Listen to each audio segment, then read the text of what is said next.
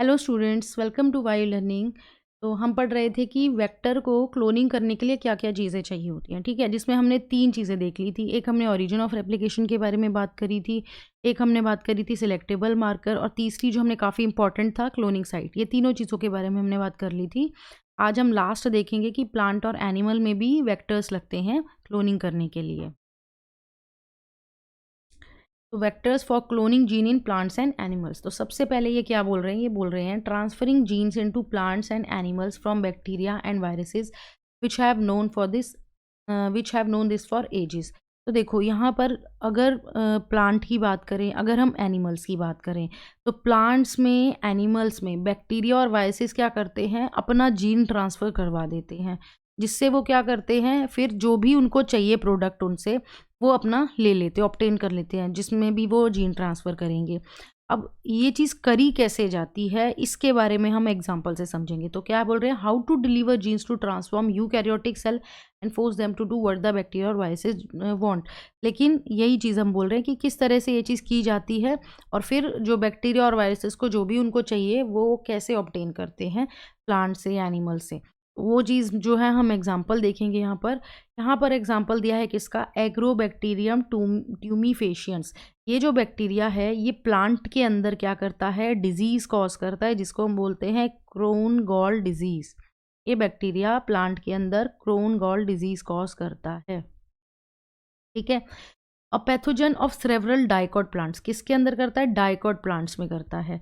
Is able to deliver a piece of DNA known as TDN. ये क्या करता है, एग्रोबैक्टीरियम ट्यूमीफेशियन, जो डाइकॉट प्लांट्स होते हैं उनके अंदर अपना डीएनए, कौन सा डीएनए है, टीडीएनए, ट्रांसफर डीएनए, वो एक नॉर्मल प्लांट सेल में डाल देता है। अब जब ये टीडीएनए उन प्लांट के अंदर चला गया जो नॉर्मल था, अब वहाँ पर वो क्या बनाएगा, ट्यूमर बनाएगा। यानी अब उस प्लांट के अंदर ट्यूमर बनना चालू हो गया।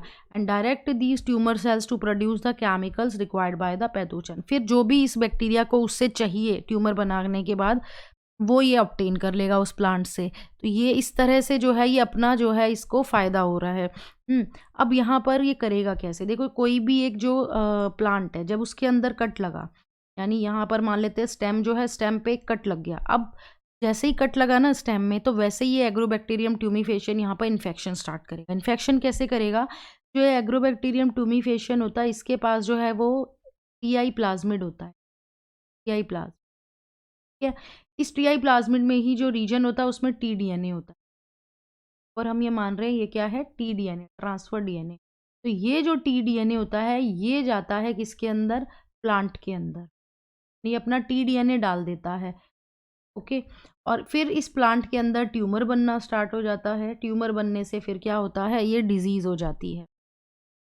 ये टीआई प्लाज्मिड का मतलब क्या है, tumour inducing plasmid, tumour inducing plasmid. ठीक है, तो पहला एग्जांपल हमने यहाँ पर देखा, प्लांट्स के अंदर जो है किस तरह से बैक्टीरिया, कौन सा है, एग्रोबैक्टीरियम ट्यूमीफेशियन, कौन सी डिजीज कॉज करता है, क्रोन गॉल डिजीज कॉज करता है। किस में करता है, डाइकॉट प्लांट्स में करता है।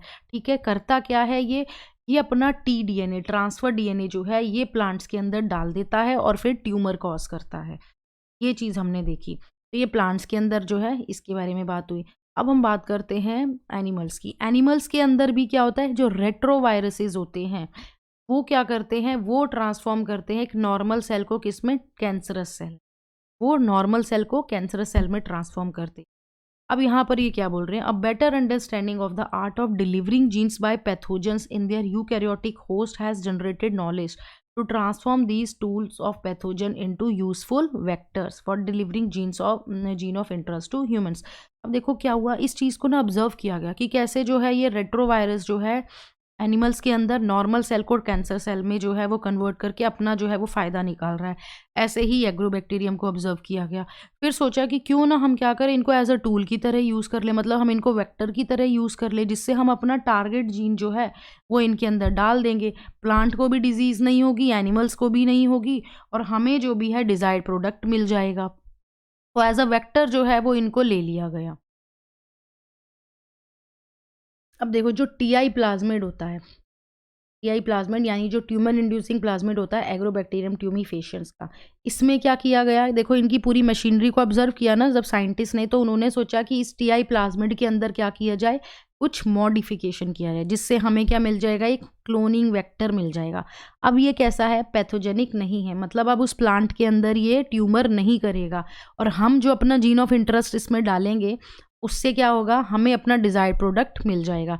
But is still able to use the mechanism to deliver gene of interest into a variety of plants. बहुत सारे प्लांट्स में मिलेगा, मैकेनिज्म सेम रहेगा, बस हम उस वेक्टर में जो है वो टी आई प्लाज्मिड में जो है वो मॉडिफिकेशन करेंगे। तो देखो मॉडिफिकेशन क्या करी गई, जैसे ये जो था ये टी आई प्लाज्मिड था, ठीक है, ये वाला रीजन जो था यहाँ पर क्या था, टी डी एन ए था, इस रीजन में टी डी एन ए था।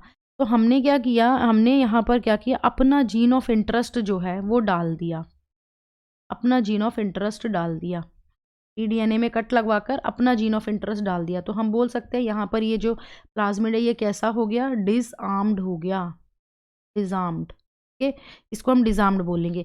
अब इसके बाद हमने इसको क्या किया, हमने इसको इस टीडीएनए के फ्रेगमेंट को लिया जिसमें हमारा जीन ऑफ इंटरेस्ट था, इस टीडीएनए को फ्रेगमेंट को लिया जिसमें हमारा क्या था, जीन ऑफ इंटरेस्ट था, ये हमारा जीन ऑफ इंटरेस्ट था। इसको हमने फिर क्या किया, प्लांट के अंदर डाल दिया, इसको हमने फिर क्या किया, प्लांट के अंदर डाल दिया। जब हमने इसको प्लांट में डाला तो बाकी मैकेनिज्म तो सेम था, अब उसके अंदर प्लांट के अंदर क्या हुआ, हमारा जो जीन ऑफ इंटरेस्ट था वो एक्सप्रेस हो रहा था। तो हम बोल सकते हैं कि हमें एक ऐसा प्लांट मिल रहा है, अब ट्रांसजेनिक प्लांट है, मॉडिफाई हो गया, जेनेटिकली मॉडिफाइड हो गया, और हमारा डिज़ायर्ड प्रोडक्ट जो है वो हमें मिलेगा। जैसे हम चाह रहे हैं पेस्ट रेजिस्टेंट प्लांट, हम चाह रहे हैं disease tolerance, environmental condition tolerant plant चाह रहे हैं, क्रॉप की ईल्ड जो है वो हम बढ़ाना चाहते हैं, फूड की वैरायटी हम इम्प्रूव करना चाहते हैं, तो उन सब चीज़ों में हम इसको एज अ जो है एग्रोबैक्टीरियम ट्यूमिफेशन को यूज़ कर सकते हैं।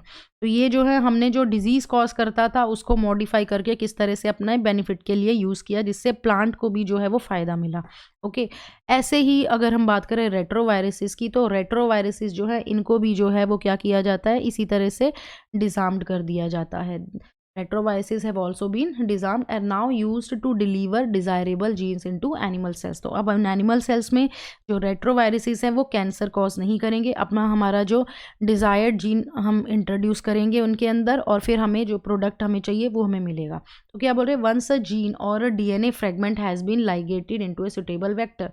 जैसे ही हमने क्या किया, वेक्टर के अंदर डीएनए फ्रेगमेंट इंसर्ट कर दिया, जीन ऑफ इंटरेस्ट इंसर्ट कर दिया, फिर उसको क्या करते हैं, उसको ट्रांसफर कर देते हैं किसके अंदर, होस्ट में। अब देखो बैक्टीरिया ही अभी तक हम इकोलाई एज अ होस्ट देख रहे थे, यहाँ पर अब हमने क्या देखा, हमने आज देखा कि प्लांट को जो है वो भी होस्ट यूज़ करते हैं, हम एनिमल को भी जो है वो होस्ट यूज़ कर सकते हैं।